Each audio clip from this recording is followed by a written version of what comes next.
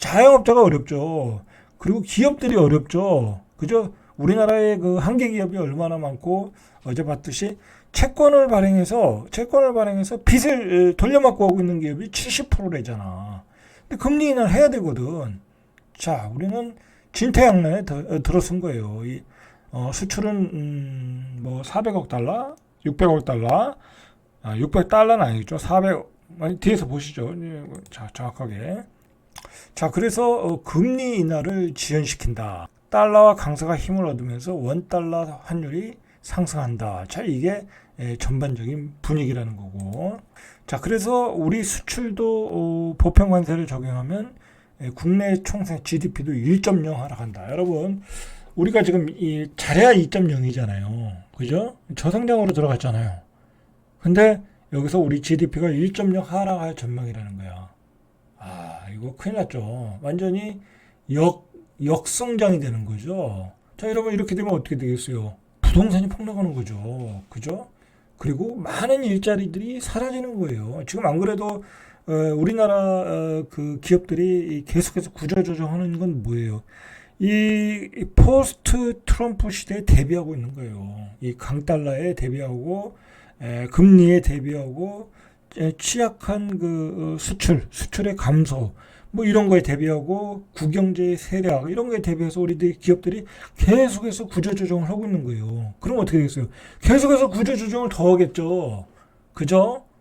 그런 상황이에요. 이제 우리 일자리도 지키기 어려운 시대가 왔다. 자, 그러면 어떻게 되겠어요? 그동안 빚내서 집 산 사람들은 완전히 재앙이 되는 거예요. 그죠? 그동안 집 내서 빚산 사람들, 빚이 많은 분들은 재앙이 되는 거예요. 그래서 제가 뭐라고 그랬어요? 빨리 빚을 갚아라. 부동산 팔아서 빨리 빚을 갚아라. 그죠? 있는 부동산 있으면, 부동산 여러 개 있으면 빨리 빚을 갚아라. 여러분들 지금 부동산 많이 가져봤자, 저도 뭐 집이 두 채고, 뭐 상가도 몇 개 있지만은, 맨날 죽겠어요. 그죠? 뭐 가격이 오르는 것도 아니고, 맨날 때가 되면 세금 내야 되잖아요. 그죠? 거기다가 뭐 이상한 세금들이 엄청나게 나와요. 뭐 부동산을 가지고 있다라는 것은. 그죠? 그러니까 지금 예를 들어 옛날에 다주택자가 된 사람들은 이제 죽을 맛이 되는 거야. 그죠? 예전에 갭 투자해가지고 집이 뭐 6채, 7채, 5채 된 분들은 죽을 맛이 되는 거예요, 여러분들. 그런 분들은 세금을 몇 천만 원 낼 거 아니야. 그죠? 뭐 최소 2, 3천 원 낼 거 아니에요. 그죠? 아니 2, 3천 원 어디서 벌어서 내냐고. 뭐 다주택자가 돈을 잘 벌어서 다주택자가 아니에요. 갭 투자하는 사람들이 어떤 사람들이 일도 안 하는 사람들이 있어요. 뭐 강의만 하고. 근데 요즘 부동산 강의가 되나요? 안 되지. 그리고 어디 가서 한 3, 4천 버는데 그거 다 세금 내고 있어요. 근데 집값은 안 올라. 미치고 환장하는 거야 지금. 그런데 앞으로 오르겠지 하는 희망이 있으면 되잖아요. 그런데 이 트럼프 시대는 안 그렇다. 우리나라 환율을 보고 우리가 수출이 강세로 갈 수 있는 상황이 아니야. 바이든 시대에는 신경제를 이끌어 줬고, 그죠? 신경제 물꼬를 트줬고, 그리고 신경제에 대한 어떤 많은 보조도 해줬고, 심지어는 반도체까지 보조해줬고. 그런데 이제 포스트 트럼프 시대에는 자국의 경제, 자국의 공장, 자국의 산업 위주로 가기 때문에 그리고 국영제 위주로 가기 때문에 되질 않는 거야 이제. 근데 우리 국영제는 이미 중국에 치였잖아요. 미국과 경쟁하는 게 아니잖아요. 우리 국영제가. 자, 이거 큰일 났어요. 이거. 이게 트럼프의 등장은 이 부동산 다주택자에게는 재앙이다. 저는 그렇게 봐요. 이런 분석하는 사람 없거든요. 이제 뭐 트럼프와 우리 뭐 수출 경쟁력 뭐 그런 것도 경제적으로 접근하는데 이 부동산 경기와 연관해서 보면 부동산 경기와 연관해서 본다는 건 뭐예요? 결국은 환율 문제, 금리 문제, 그죠? 우리 경제의 체력 그런 거 보면 굉장히 비관적인 게 벌써 나오잖아요. 그죠? 뭐 GDP 1%가 하락한다고 해봐요. 어떻게 되겠어요? 말 그대로 장기 불황, 저성장 고령화, 경기 침체 뭐 이런 말밖에 생각이 안 나는 거야. 자, 이렇게 글로벌 관세 난타전이 비화될 때 한국의 수출은 60조 원. 이게 이제 달러로 한 사람은 얼마인지 모르겠어요. 하여튼 아까 뭐 계산을 제가 잘 못했는데 600억 달러? 뭐 그건 아니고 자 60조 원이 넘게 감소된다. 여러분 수출이 감소되면 결국은 우리 경제가 다 타격을 받을 수밖에 없는 거잖아요. 사람을 자를 수밖에 없는 거잖아. 그죠? 세금이 안 거치잖아. 그죠? 그런데 옛날에는 이제 예전에 트럼프가 있을 때는 그때는 우리가 중국에다 팔아먹었잖아요. 그죠? 우리가 중국에다 엄청 팔아먹었어. 그러니까 버텼어. 그런데 지금은 중국에 팔아먹을 수가 없어. 왜?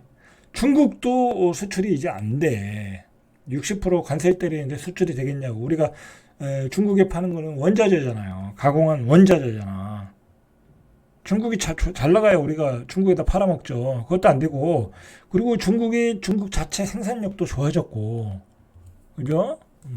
자, 이런 문제가 아주 큰 고민덩어리가 생겼다. 그죠?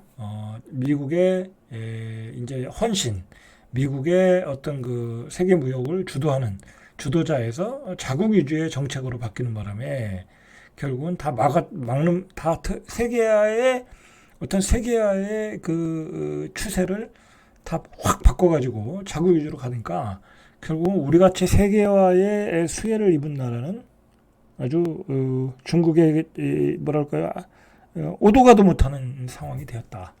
그렇게 보셔야 돼요. 이 수치적으로 60조 원이 감소된다. 이런 얘기가 나오기 시작하는 거예요. 자, 이제 직접 관세 부과로 대미 수출이 줄어들 거고 분명히 줄어들 수밖에 없죠. 관세가 이제 올라가고 관세 전쟁으로 무역의 타격을 받은 중국 등 제3국가도 수출이 감소한다는 거야. 그러니까 중국 옛날에는 미국이 막 달러를 풀어서 막 그 외국에서 싼 물건들을 사서 소비를 했는데 이제 그러지 않겠다라는 거잖아. 그래서 이 표현이 다층적 피해를 볼 수 있다라는 거예요. 자, 그래서 한국 수출이 최대 448억 달러 이 정도 감소된다라는 거야. 이 정도 감소되면 GDP 감소가 0.69까지 올라갈 수 있다라는 거야. 여러분 이렇게 되면 완전 자영업자들 다 망하고요. 자영업자들 다 망하는 거고 다는 아니고 한 60-70%는 그냥 다 망하는 거고 그 다음에 기업 구조 조정은 완전히 IMF급으로 일어나는 거고 그죠? 그리고 집값은 말할 필요도 없죠. 집을 얘기할 수도 없어요. 그죠? 집을 얘기할 수도 집을 사라 그런 얘기가 나올 수도 없어요. 그죠? 자, 보세요. 우리 2023년도에 대미 흑자가 444달러라는 거야. 이제는 적자로 간다라는 거잖아요. 그죠? 적자로 간다. 우리가 이거 다 대미 수출이잖아요. 거의 다. 근데 이게 적자로 간다라는 거야, 이제. 자, 또 하나, 이 변화가 있다고 하면, 군사적인 거예요. 이 트럼프가 주한미군 방위 부담금을 10억 달러. 이 정도를 요구한다고 그래요. 1조 3,800억 원. 자, 근데 최소 이게 아니네요. 그죠? 자, 제가 잘못 설명해 드렸네요. 올해 방위비 부담금이 1조 3,800억 달러. 이 정도 수준인데 최소 13조 8천억으로 인상할 것을 주장한다는 거예요. 물론 이제 이게 최종 금액이 되지는 않겠죠. 트럼프 스타일이 확 질러놓고서 조금 마사지 하잖아요. 그러면 못해도 한 3조 또는 2조 이상은 나가겠죠. 한 3조 정도 계산해야 되겠죠. 어쨌든 방위비 부담이 된다라는 거죠. 근데 또 긍정적인 점도 있더라고요. 보니까 우리가 예전에 우리 이제 미사일들이 이 사정거리가 몇 킬로래더라? 800킬로인가? 그거밖에 안 됐대요. 트럼프 이전에는. 왜냐면 미국에서 이 사정거리를 조절하잖아요. 이 무기를 팔 때. 근데 사정거리가 거의 몇천 킬로로 늘어났다는 거야. 트럼프 때. 이제 말 그대로 네 나라는 네가 지켜라. 그죠? 그러면서 사정거리를 넓혀줬다라는 거죠. 그런 점들은 굉장히 긍정적이죠. 그죠? 그리고 여차하면 주한미군 철수 얘기도 나오면서 여차하면 니들도 핵무장 해라. 이런 얘기도 나올 수 있다라는 거야. 뭐 핵무장을 하면 우리는 솔직히 호재죠, 그죠? 그래서 뭐 트럼프가 꼭 나쁜 건 아니에요. 우리에게 손해 보는 건 아니에요. 그리고 그동안 바이든 정부에서 너무 많이 안 좋은 점들이 나오다 보니까 미련이 없어요. 그죠? 뭐 세계가 전쟁밖에 안 일어나갖고 인플레이션밖에 안 일어났고 미국의 달러만 풀어 제껴가지고 부자들만 부자 됐고, 그죠? 그런 점도 있었다. 자, 중요한 거는 우리 경제가 힘들어졌다. 일단은 그동안 흑자를 냈던 440억 달러가 다 날아갈 수 있다. 그리고 GDP가 0.5 또는 1.0까지 떨어질 수 있다라는 거예요. 그죠? 떨어질 수 있어요. 그리고 예전에 우리가 중국에 팔던 시대와 지금은 그런 시대가 아니다. 중국한테도 적자. 그죠? 우리 중국에게 적자잖아요. 미국에서 흑자를 본 건데 그 미국에서 흑자 보던 거를 줄이겠다라는 거 아니에요, 트럼프가. 그죠? 자, 기업들은 그렇게 어떻게 대응해요? 구조조정으로 대응하는 거예요. 그죠? 자, 그러니까 LG 디스플레이가 자, 5년 만에 또 사무직 희망퇴직이야. 공장에 있는 사람은 더 이상 못 자르니까 사무직을 자르겠다라는 거예요. 희망퇴직. 지난해 2조 원이 적자 났고요. 자, 올해도 2분기 연속 적자야. 3분기는 흑자가 났나 보죠? 그죠? 2분기 연속 적자. 토탈하면 또 올해도 적자. 사무직을 자른다는 거야. 그죠? 이렇게 자른다. 그래서 근속 5년 이상 직원 중 만 40세 이상. 이게 완전히 가장 전성기 시절 아니에요? 40세 이상? 이런 그 나이대의 책임급 이상이 대상이다. 그래서 30개월치 월급을 주고 뭐 내보내겠다. 이런 기사가 나왔고요. 그 다음에 요즘 롯데가 장난 아니에요. 여기 롯데가 굉장히 요즘 여러 가지로 이 악재가 많아요. 어쨌든 호텔 롯데가 뭐 적자 날 게 뭐 있어요. 그죠? 뭐 탄탄한 기업이잖아요. 호텔 롯데 하면. 근데 여기도 4년 만에 희망퇴직. 코비드 때 사람을 잘랐나 보죠? 4년 만에 희망퇴직. 그죠? 그래서 이제 호텔 롯데 자회사, 뭐 호텔 롯데 앤 리조트 뭐 이런 게 있겠죠? 자, 이런 회사가 또 어디냐? 이게 이제 체인점이잖아요. 호텔 롯데는 뭐 서울에도 있고 부산에도 있고 다른 지방에 있을 거 아니에요. 이 부산에 있는 또 이 회사들도 사람을 잘라야 되는 거 아니야. 그죠? 그 부산 같은 도시는 이 광역시는 이런 뭐랄까 서비스 업종의 일자리가 비중이 커요. 그마저 있는 그 일자리도 줄여나간다. 지방에는 이제 부산 같은 데는 일자리가 더 희박해지는 거죠. 자, 근속연수 20년 이상 또는 50세 이상. 그래도 여기 나이 든 사람을 자르는 거예요. 호텔은 젊은 사람 자르면 안 되니까 32개월치 월급, 한 3년치 월급 주나요? 그죠?